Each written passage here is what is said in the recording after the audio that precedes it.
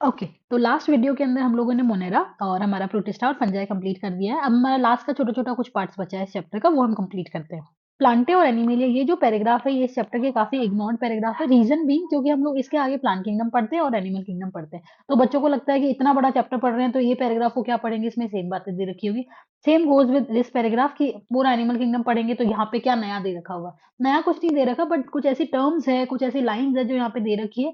अगर वो स्टेटमेंट सीधे आ जाते हैं ना तो बच्चों को थोड़े पढ़ने में कभी-कभी, अगर पहली बार पढ़ रहे हैं तो अटपटे लग जाते हैं, इस चक्कर में वो पॉज़ करके आ जाते हैं। तो बेटर है हम 1-2 बार इसको पढ़ लें, अगर पढ़ लेंगे तो वो स्टेटमेंट हमारे पढ़े-पढ़े होंगे तो हम उनको ट्रू करके आ जाएँगे, ठीक है? या कोई गलती होगी तो फॉल्स करके आ जाएँगे, करेक्ट? हम शुरू करते हैं किंगडम प्लांटे से। अब ये क्या बोल रहे हैं? हमें पता है कि प्लांटे के अंदर कौन से ऑर्गेनिज्म आ रहे हैं। सबसे पहले यूकेरियोट आते हैं, मल्टीसेलुलर आते हैं, ये आपको पता है। सारे ऑटोट्रॉफिक है तो इनके पास में क्लोरोफिल होगा प्लास्टिड के अंदर, तो वो सारे हैं, ठीक है। अब क्या सारे प्लांटे जो है अपना खाना खुद बनाते हैं? नहीं। कुछ एग्जाम्पल दे रखे हैं कि इसके कुछ मेंबर्स जो होते हैं वो पार्शियली हेटरोट्रॉफिक होते हैं, ठीक है। पार्शियली हेटरोट्रॉफिक होते हैं, जिसके अंदर दो एग्जाम्पल दे रखे हैं, इंसेक्टिवोरस और पैरासाइट। पैरासाइट का एग्जाम्पल हो गया आपका कसकटा, ठीक है, अमरबेल जिसको आप बोलते हैं। और इंसेक्टिवोरस प्लांट का एग्जाम्पल हो गया ब्लैडर वॉर्ट और फिर वीनस फ्लाई ट्रैप। ये दो एग्जाम्पल दे रखे हैं इन्होंने। ये टोटल 3 एग्जाम्पल डाल रखे हैं जिनको इन्होंने बोल रखा है दे आर पार्शियली हेटरोट्रॉफिक, मतलब ये ऑटोट्रॉफिक नहीं है, ठीक। इसके बाद में इन्होंने बेसिक बातें कर रखी है कि जो प्लांट सेल्स होता है यूकैरियोट ही है उसके अंदर। अगर यूकैरियोट है तो उनके अंदर क्लोरोप्लास्ट भी है, उनके पास में सेल वॉल भी है, सारी सेल ऑर्गेनेल प्रॉपर्ली अरेंज होंगी। और प्लांटे के अंदर आप लोग 5 ग्रुप्स पढ़ेंगे, एल्गी, ब्रायो, टेरिडो, जिम्नो, एंजियो, ठीक। फिर इसके अंदर दे रखा है कि प्लांट की जो लाइफ साइकिल होती है उसके अंदर 2 फेजेस आते हैं। एक होता है डिप्लॉइड फेज जिसको आप स्पोरोफिटिक बोलते हो, एक आता है हैप्लॉइड फेज जिसको आप गेमेटोफिटिक बोलते हो। इन दोनों का जो टाइम ड्यूरेशन है वो वेरी कर सकता है इन डिफरेंट ग्रुप। एल्गी में हो सकता है अलग समय के लिए होता हो, तो वो वेरी करता है, ठीक है। तो इसका जो भी परसेंटेज होगा कि हाँ किसी में 70% डिप्लॉइड फेज चल रहा है, 30% हैप्लॉइड फेज चल रहा है, तो वो सब वेरी करता है अकॉर्डिंग टू द ग्रुप, ठीक है। ये आपको याद करना है। और स्पोरोफिटिक से गेमेटोफिटिक, गेमेटोफिटिक से स्पोरोफिटिक, बार-बार यही साइकिल चलती रहती है। इसको आप बोलते हो अल्टरनेशन ऑफ जनरेशन। पहले ये आई, फिर ये आई, फिर ये आई, फिर ये आई। तो अल्टरनेशन हो रहा है बार-बार जनरेशन का, स्पोरोफिटिक का और गेमेटोफिटिक का। इसी को आप बोलते हो अल्टरनेशन ऑफ जनरेशन, जो हम डिटेल में पढ़ेंगे। ये हमारी बात हुई प्लांटे के अंदर। अब इसमें नया क्या था? ये वाली बात और ये वाली बात आगे सॉरी ये वाली बात और ये वाली बात आगे कहीं नहीं दे रखी है पूरे प्लांट किंगडम के अंदर, तो ये नई बात है। ये बात दे रखी है, इसमें कोई है नहीं। लेकिन ये जो वेरी अमंग डिफरेंट ग्रुप्स है ना, ये लाइन थोड़ी सी पढ़ के क्या पता बच्चे को अटपटे लगे, तो एक बार पढ़ लेना इसको, ट्रू है, ठीक है। अगला आता है एनिमेलिया। एनिमेलिया में हम जानते हैं कि सारे ऑर्गेनिज्म हेटरोट्रॉफिक है, यूकैरियोट है और मल्टी सेलर होंगे, और इनके अंदर सेल वॉल नहीं होती है। ऊपर सेल वॉल थी सेल्यूलोज की बनी हुई, यहाँ पे सेल वॉल नहीं होती है। ये अपना खाना जो है ये कभी खुद नहीं बनाते, दूसरों से ही लेते हैं। इनका खाना डाइजेस्ट होगा अंदर एक कैविटी के अंदर, इंटरनल कैविटी के अंदर। और ये खाना स्टोर कर सकते हैं या तो ग्लाइकोजन के फॉर्म में या फिर फैट के फॉर्म में, ठीक है। हमारा जो एनिमल्स है वो कौन सा मोड ऑफ न्यूट्रिशन फॉलो करते हैं? होलोजोइक मोड ऑफ न्यूट्रिशन, जिसके अंदर the entire food particle will be taken inside the body, अंदर ही डाइजेस्ट होगा, ठीक है। ये लाइन्स है कुछ इंपॉर्टेंट जो इग्नोर्ड है और बच्चों को पढ़ने में भी अटपटी लगेगी, इसलिए वो फॉल्स करके आएंगे। बोल रखा है they follow A definite growth pattern, एक डेफिनिट एक स्पेसिफाइड ग्रोथ पैटर्न को वो फॉलो करते हैं सारे एनिमल्स, ठीक है। फिर अडल्ट के अंदर ग्रो करते हैं और उन अडल्ट का एक स्पेसिफिक डेफिनिट शेप या साइज होता है, ठीक है। ऐसा नहीं कि कोई भी रैंडम कुछ भी शेप या साइज ले लेगा। इंसान है तो इंसान का एक डेफिनिट शेप एंड साइज है, वही लेना पड़ेगा, ठीक है। हायर फॉर्म जो भी है, मतलब एनिमल्स के जितने भी हायर फॉर्म्स है उनके सबके अंदर सेंसरी और न्यूरोमोटर मैकेनिज्म होता है। सेंसरी ऑर्गन्स होंगे, न्यूरॉन्स होंगे और मसल्स होंगे, तो ये तीनों की हेल्प से वो कहीं ना कहीं काम करेंगे। हायर फॉर्म्स की बात करें कि लोअर फॉर्म्स में नहीं होता है। एनिमेलिया पॉरीफेरा से शुरू होता है, पॉरीफेरा के अंदर इतनी सारी चीजें नहीं मिलेगी, लेकिन जैसे जैसे आप हायर फॉर्म्स में आओगे वैसे वैसे आपको ये सारी चीजें मिल जाती है। मेजोरिटी ऑफ द मेंबर जो होता है एनिमेलिया के, वो लोकोमोशन की प्रॉपर्टी शो करते हैं। पॉरीफेरा जैसे आपको पता है कि एक जगह भी बैठा रह सकता है, ठीक है। देन सिलेंट्रेटा के भी कुछ सिसाइल फॉर्म्स होते हैं, वो भी एक जगह बैठे रह सकते हैं, तो वो लोकोमोशन नहीं कर रहे, ठीक है। फिर उन्होंने बोला कि मेल और फीमेल गैमीट जो है उनका फ्यूजन होगा, ठीक है, और उसके बाद में जाइगोट बनेगा, जाइगोट आगे जाके एम्ब्रियो में कन्वर्ट हो जाएगा। तो ये सारी बातें जो है ये आपकी जानी पहचानी है। बस ये वाला जो मैंने रेड में मार्क कर रखा है ये थोड़ी सी इग्नोर्ड लाइन है, इंपॉर्टेंट मानी जा सकती है क्योंकि थोड़ी सुनने में बच्चों को ऐसा लगता है कि कनेक्ट कैसे करें हम ना, इसीलिए। अगला आता है अब, ये चीजें वायरसेस, विरोइड, प्रियॉन्स एंड लाइकेंस, ये वो चीजें हैं बेटा जी जिन्होंने जिनको विटेकर जी ने किसी भी किंगडम के अंदर रखा ही नहीं था, ना ये मोनिरा में, ना प्रोटिस्टा में, ना फंजाई के अंदर, ना प्लांटेर एनिमिलियम। क्यों नहीं है? ठीक है, क्योंकि इनका कोई स्पेसिफिक स्ट्रक्चर ही नहीं है, ठीक है। पहली प्रॉब्लम वायरसेस के साथ में ये प्रॉब्लम है कि ये ना तो लिविंग है ना नॉन लिविंग है। अगर ये लिविंग बॉडी के अंदर घुसेंगे तो ये लिविंग की तरह बिहेव करने लग जाएंगे, अगर ये बाहर पड़े रहते हैं तो ये इनर्ट क्रिस्टलाइन स्ट्रक्चर की तरह बिहेव करते हैं, ठीक है। तो ये लिविंग या नॉन लिविंग के बीच में इसको हम लोग लिंक बोलते हैं, ठीक है। ये ऑब्लिगेट पैरासाइट है, बोले तो जिंदा तभी रहेंगे जब किसी होस्ट की बॉडी के अंदर रहेंगे, अदरवाइज ये बाहर क्रिस्टलाइन फॉर्म के अंदर रहते हैं, ठीक। यहाँ पे मैंने मार्किंग कर रखी है, यहाँ से असर्शन रीजन बन सकता है, ठीक है, कि वायरसेस को क्लासिफिकेशन में पूरी डेफिनेट प्लेस क्यों नहीं मिली, क्योंकि they are not considered truly living. उनको हम ट्रूली लिविंग बोलते ही नहीं है, इसीलिए इनको क्लासिफिकेशन में जगह नहीं मिली। तो असर्शन हो सकता है ये, और रीजन हो सकता है ये, यहाँ से AR बन सकता है, ठीक। अब वायरसेस में सेल नहीं है, इसीलिए नॉन सेल्यूलर ऑर्गेनिज्म है, और बाहर अगर रहेंगे ये, ठीक है, तो इनर्ट क्रिस्टलाइन स्ट्रक्चर के फॉर्म में ही रहते हैं। फिर यहाँ पे दो वायरसेस की बातें दे रखी है, एक दे रखा है TMV, that is tobacco mosaic virus, जो सबसे पहले डिस्कवर सीख किया गया था। फिर आता है बैक्टीरियोफाज। बैक्टीरियोफाज वो वायरस है जो बैक्टीरिया को अफेक्ट करता है। लेबलिंग देख लेना प्लीज, लेबलिंग आ सकती है, ठीक है। ये आपका टोबैको मोज़ेक वायरस जो टोबैको को इन्फेक्ट करता है, मोज़ेक डिजीज करेगा। इसका जेनेटिक मटेरियल होता है सिंगल स्टैंडर्ड RNA, और ये उसकी प्रोटीन कोट है, जिसको आप बोलते हो कैप्सिड, और कैप्सिड के जो यूनिट होते हैं इनको आप बोलते हो कैप्सोमियर्स, जो या तो हेलिकली अरेंज हो सकते हैं या फिर पॉलीहेड्रल तरीके से भी अरेंज हो सकते हैं।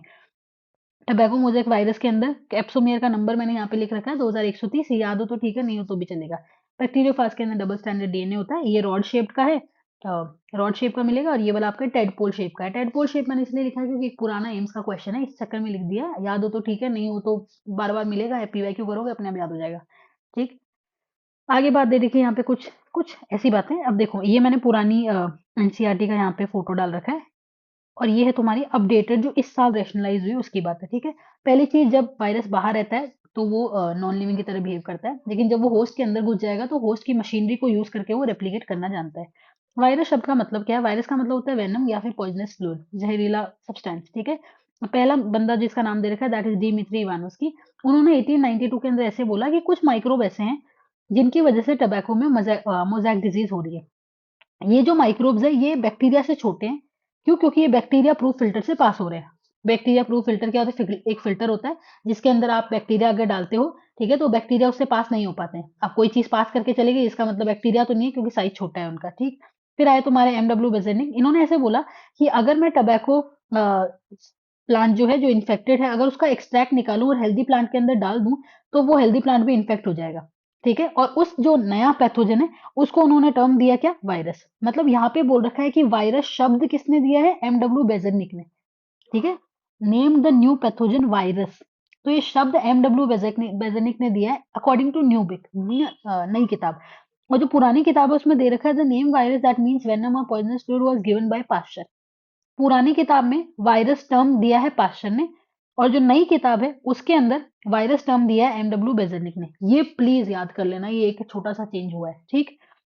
उसके अलावा उन्होंने वो फ्लूइड को जो आपने उठाया था टबैको, इन्फेक्टेड टबैको प्लांट से, उस फ्लूइड का नाम उन्होंने दिया कंटेजियम विवम फ्लूइडम, जिसका मतलब होता है इन्फेक्शियस लिविंग फ्लूइड, मतलब ऐसा फ्लूइड जो किसी भी हेल्दी प्लांट में डाला जाएगा तो उसको बीमारी करेगा। फिर आता है तुम्हारे MW स्टैनले। उन्होंने बोला मैं वायरस को क्रिस्टलाइन करा के दिखा सकता हूँ, और वो जो क्रिस्टल्स होंगे वो लार्जली प्रोटीन से बना हुआ है। कोई भी लिविंग चीज क्रिस्टलाइज नहीं हो सकती, इन्होंने क्रिस्टलाइज कर दिया मतलब कुछ पंगा है, ठीक है। तो प्रोटीन जो उसके क्रिस्टल होते हैं उसमें प्रोटीन होते हैं भर भर के, ठीक। अगेन वही बात दे रखी है कि वायरसेस बाहर जो होते हैं इनर्ट बिहेव करते हैं, ऑब्लिगेट पैरासाइट होते हैं। अब वायरसेस में प्रोटीन तो होता है, क्योंकि आपने क्रिस्टलाइज करा के देख लिया स्टैनली जी ने, ठीक है। लेकिन प्रोटीन के अलावा उसमें और क्या होता है? उसमें होता है जेनेटिक मटेरियल। तो हम ऐसे बोल सकते हैं कि जो वायरस है वो एग्जैक्टली है क्या? न्यूक्लियो प्रोटीन, जिसमें न्यूक्लिक एसिड होता है और प्रोटीन होता है। वायरस में जो जेनेटिक मटेरियल होगा वो या तो RNA होगा या फिर DNA होगा, दोनों कभी भी साथ में नहीं होते हैं। और वायरस का जो जेनेटिक मटेरियल होता है वही इन्फेक्शियस है, वही बीमारी करता है। Plant viruses usually single standard RNA रखते हैं।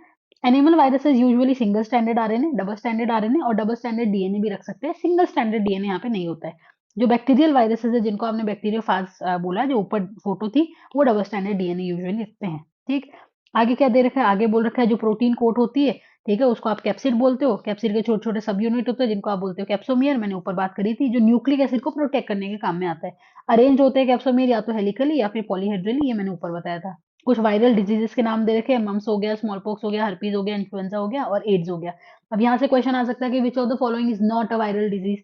तो ध्यान रखना, मम्स पैरामिक्सो वायरस करता है, स्मॉल पॉक्स वेरियोला करता है, हर्पीज हर्पीज सिम्प्लेक्स वायरस करता है, इन्फ्लुएंजा इन्फ्लुएंजा वायरस करता है, और एड्स आपको पता ही है HIV करता है, ठीक।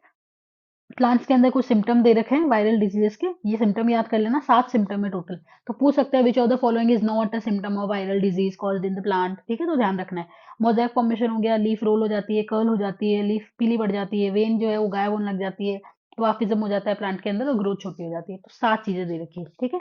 चलिए अब आगे बात करते हैं विरोइड्स, प्रियॉन्स और लाइकेंस। विरोइड्स क्या है? ये सारी चीजें बेटा जी पूरा रटने का पोर्शन है, ठीक है। मुझे पता है आप सब लोगों ने रट लिया, पर एक बार पूरा कंप्लीट करा देते हैं। विरॉइड जो होता है 1971 के अंदर टीओ डाइनर ने डिस्कवर करा था।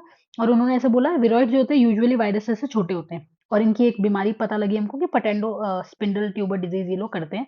इसके अंदर विरॉइड के अंदर आरएनए होता है, पर वो फ्री है। ठीक है, यहाँ पे प्रोटीन कोट नहीं होती। हमने अभी वायरस में क्या पढ़ा कि प्रोटीन होगा और न्यू जेनेटिक मटेरियल होगा। यहाँ पे सिर्फ आरएनए है और प्रोटीन कोट है ही नहीं।